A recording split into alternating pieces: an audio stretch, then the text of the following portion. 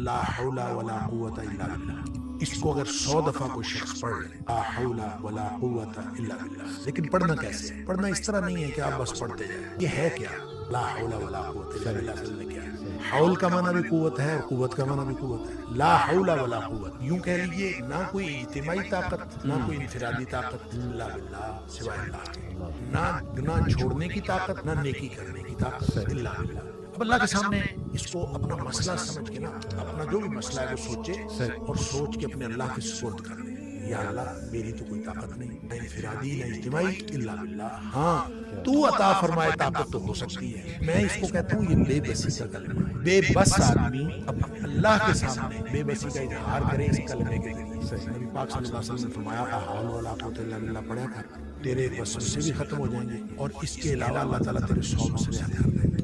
آپ اندازہ کریں ایک شخص کے 100 مسئلے ہوتے نہیں ہیں.